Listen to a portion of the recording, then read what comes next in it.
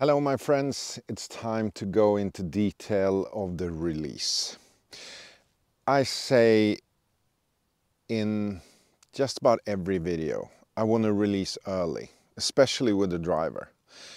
And people say that no, you can't hit the ball up here, you can't do that, it's all wrong. I'm not releasing up here, I'm starting the release up there. And that's the important part. I'm going to do 3 videos. The start, why we should start early, impact with iron, impact with driver, and finish. So we're going to do why start it and when to start it, how it controls impact, and how to finish. I've done the release in so many videos, but it's always new comments, and I like that, because if we can learn the release, the swing really doesn't matter. You're going to hit the ball very good anyway, even if your swing looks interesting. Let's start the first video. Today, when to start the release and why start it a little bit earlier, maybe than you heard before.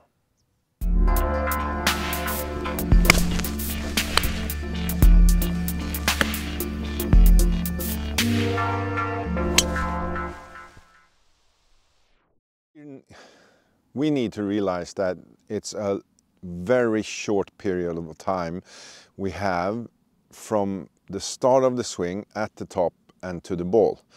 If I'm really trying to hit it hard, it's just about maybe 25 hundredths of a second. And it's a lot of things I need to do. I also found myself maybe 20 years ago trying this, trying to hold angles as long as possible. And I totally made a fool out of myself in a long drive competition. I hit the biggest slices you can ever imagine. I was good at holding it. I wasn't good at hitting it. And then I started realizing that there's no other sport that we actually hold anything and then hit it. We just hit it. When I want you, especially with longer clubs, to do an earlier release, the most important part is that we need to start the release with the arms and the hands earlier than you do before.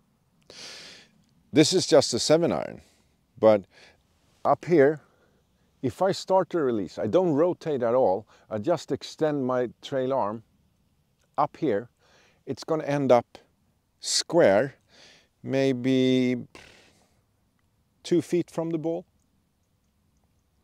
So it's not that it happens up here. The extension of the arm moves the club down to the ball. Nothing happens up here, but it starts up here. And you need to feel that you don't do 1, 2, and then start the release, because the extension of the arm will bring the club square, maybe 4 feet after impact. After impact. So that's why the start is so important. Of course I can hit it with only body, but I will break my back doing that. Instead, I can just extend the arm. I'm not releasing up here, but you need to understand that it starts here. The backswing ends up here. That means that in reverse, it needs to start up here. Not everyone, but most golfers I meet, they do instead a body move, a just only body move. 1, 2, how am I going to get speed from this?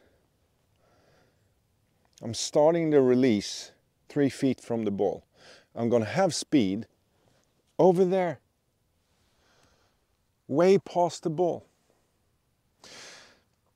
I rather do arms in the beginning. Of course I rotate.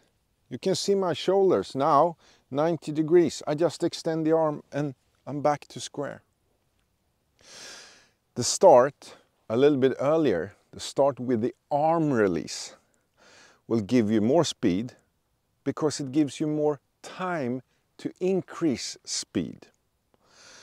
It's just if you push the pedal in your car, accelerate, after 1 second, I don't know, 30 miles per hour, 2 seconds, 50 miles per hour, I have no idea, but it will increase. It's the same here.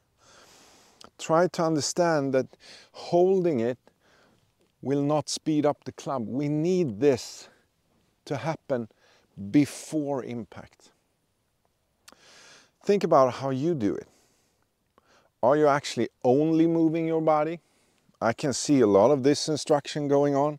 1, 2, I mean, it hurts everywhere doing that. And now speed comes over there. This is something you need to do a long time commitment to. I mean, if you don't think that your arms can bring you speed, I can't help you. But if you're willing to try it, try to speed it up. Use your arm earlier. Start the release earlier. Don't hold it, and you will probably find a little bit more. Or maybe even a lot more, because that I did 20 years ago.